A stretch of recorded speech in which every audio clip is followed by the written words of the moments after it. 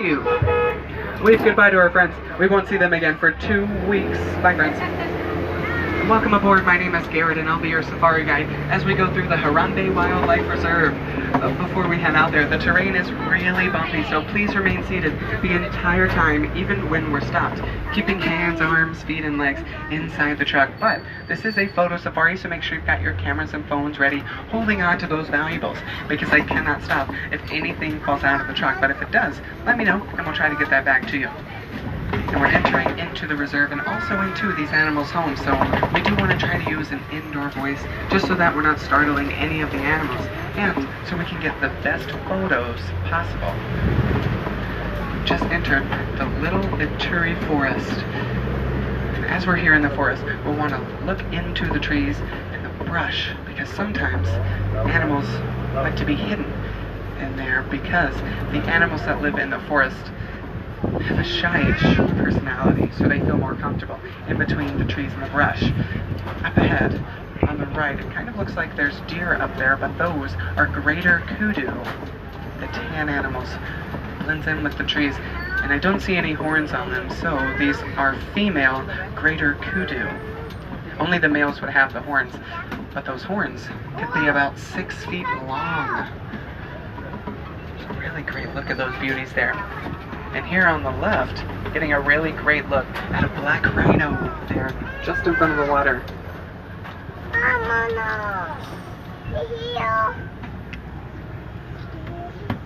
The black rhino weighs about 3,000 pounds. And they can charge at a speed of 35 miles per hour. If you missed it before, there's another look at the greater kudu, kind of tucked away back there. Gorgeous animals. They have white markings on their back, and that's to help them blend in with the trees, especially the smaller trees that we just passed there. To further their camouflage, sometimes animals do have those special markings. Not all of them do, but sometimes they do. Another animal that has those markings there on the left are bongos. Beautiful orangey brown animals. But seeing bongos is very rare because they're not seen too often. Their camouflage is so strong that they're known as the ghosts of the forest. Now, unlike the greater kudu, both genders of bongos have horns. And those horns are heavy, but they lean back at an angle, which allows them to run through the brush pretty quickly. I always try to get to know my friends. Was this anyone's first safari here with us? Yeah. Awesome, awesome, welcome. Any returning safari guides? Wow, welcome back, missed you. You look great. And we're heading towards the Safi River Valley, and this is an excellent opportunity to see both land and aquatic animals coexisting together and making their own homes, just like us, making our own cities and towns and societies. And here on the left, it kind of looks like there's a rock down there, but that's a hippo. There's a few more up ahead, so we'll try and get a better look at the hippos up there. But before those hippos, here on the island are pink-backed pelicans, the larger gray and white birds.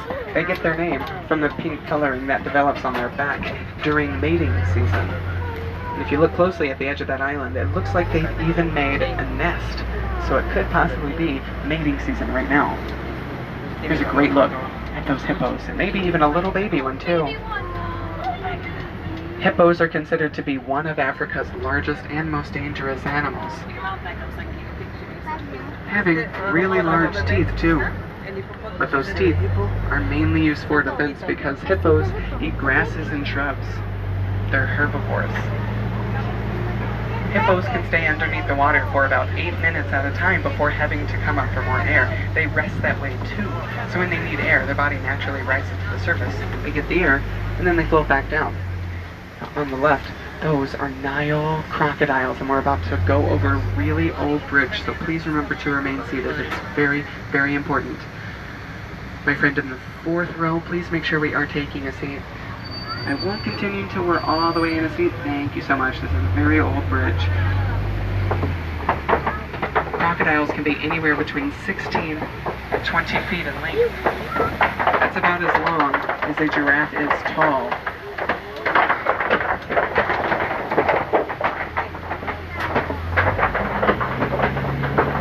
Sometimes it can be a little difficult to tell the difference between crocodiles and alligators, but there's a few ways to do that. One of them is by looking at their mouths, and another way is by looking at their snouts.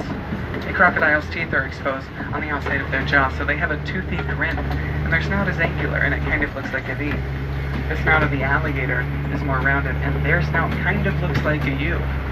There's other ways to tell them apart, but those are two really good ways to do that. Now we're about to enter into my favorite area of the reserve, and this is the savannah. And it's my favorite because this is a free roaming area of the reserve. So we might get up close and personal with animals, being merely feet away from them, so always remember to remain seated and keep your hands inside the truck. That's for the safety of us and the safety of these animals. Now the savannah spans about 12,000 miles in Africa, so it's pretty wide and expansive, and unlike the forest or the river, there's not really anywhere for these animals to hide, so it's important for them to rely on special skills and abilities in order to survive. Here on the right, the smaller antelopes are springboks, a great example of having a skill here. They get their name from their springing abilities around the savannah. Those animals can spring 13 feet into the air, so they can probably jump over this truck. Their thin legs help make it easy to jump. Back behind them, the larger antelope is a Patterson Zealand, considered to be one of the largest antelope types. And if I have any giraffe lovers, there's a little baby giraffe out there with a really great look. We'll get another look at giraffes too as we make our way through the savannah. So we'll try and get a really great look at that giraffe right there. We can even tell what kind of giraffes these are. These are Maasai giraffes. We know that by looking at the patterns on their coats. They're kind of irregular, so that's how we know.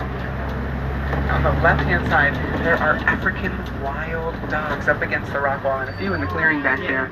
They're also known as painted dogs because of their coats. Their coats are individualized per dog, so no two coats look exactly the same. On the left-hand side as well, still, kind of grouped together, those are sable antelopes. They're a great cinnamon color, and as they mature, that color gets a little bit darker, so that's a really good way to know their age. Now for my giraffe lovers, here's a much better view of the giraffes here. Even one taking a drink.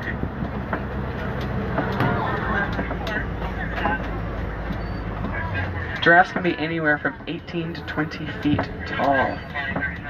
And if you notice around us, the trees are nicely pruned at about 20 feet.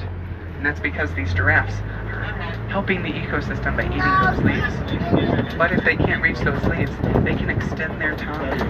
And their tongue is about a foot long. So if you held out your arm, that's about from the bottom of your wrist all the way down to your elbow. So that's a pretty great visual. Say hi to Mama. Even the texture of Say that hi. tongue kind of feels like sandpaper. Hi. So it's a really great tool for them to get those leaves down and eat them. We've seen great examples of different animals so far here in the savannah, but sometimes there are animals that are present that you cannot see, including termites. So around us on the right, and even some back there are termite mounds. Really big red mounds. They're made out of dirt, dung, and saliva from those termites, and as they bake in the hot sun, they can be as hard as concrete. So larger animals like those giraffes can use them as scratching posts. Because of that, they can be knocked down sometimes, but they help create the savannah, what it is, how it helps other animals too. Now, out ahead on the right, the darker animals there are white-bearded wildebeest. They are migratory animals. So it's estimated that about 1.5 million wildebeest migrate over the course of a single year. And they like to spend a lot of their time in groups, because hoofed animals feel more secure in their own numbers, so they never stray too far away from each other, especially during the night, where animals feel they're most vulnerable, especially here on the savannah. Wildebeest in particular rest in rows on the ground. If any more giraffe lovers, there's one there on the left, which could be a really great photo opportunity for you. Now, giraffes don't sit down too often, so that means that they rest standing up, and they even give birth standing up. So a newborn baby giraffe's first experience into this big, beautiful world is about a 6-foot drop.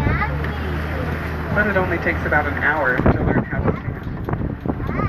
This savanna is inspired by the animals that we saw, and even animals that we haven't seen.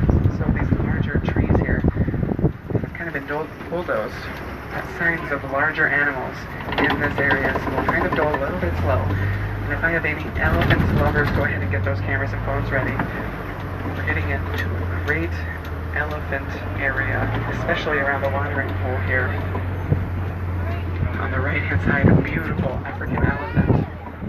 I'll kind of stop right in the middle here too, because on the left there are mandrill monkeys out in front of the rock wall back there.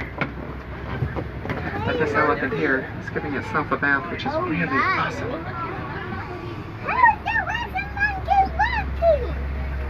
the elephant is taking a shower. That's so cool. Usually elephants like this that are away from other elephants are male elephants, because males like their alone time. It's the female elephants that tend to group up for most of their life, if not their entire lifetime. So younger females, when they're born, will spend a lot of time with their mothers and even becoming friends with their mom's friends, which over time will create those elephant girl groups that we've probably been known to seeing in TV and movies. We still have plenty of opportunities to see animals, and hopefully even more elephants.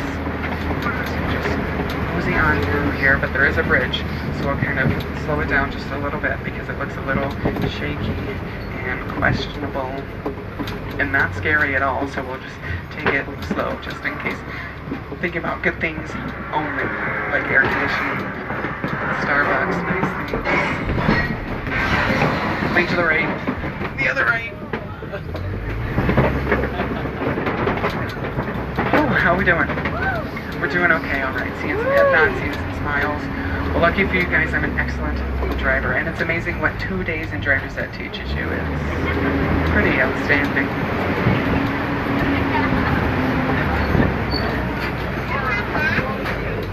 We're passing through the red clay pits here, and it looks like there's been elephant activity with the test marks on the right and the footprints on the left. So there could be some not too far away from here. They like to spend time in the red clay pits and even just around the clay pits because they can eat the clay. And when they do, it gives them vitamins and minerals. Kind of like a multivitamin, just like us. Taking one every day.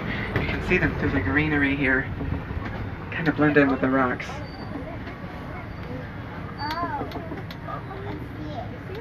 Also like us though, elephants have sensitive skin.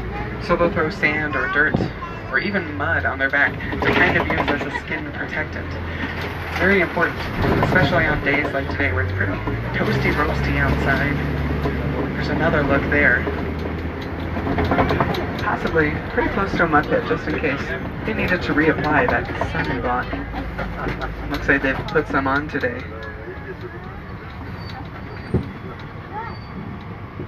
Also, to help regulate their body temperature, they move their ears back and forth like that one is doing right now, kind of using their ears as two big fans on either side of their face. So they're trying to cool themselves off just like we would. And also like us, elephants are completely self-aware. They're one of the few animals who are, so that means they know who they are, and they even know that they're elephants. There's one pretty close to the tree there. So elephants, if they see their reflection in the water, they know that they're looking at themselves and can look themselves in the eye. On the left are greater flamingos, the tallest and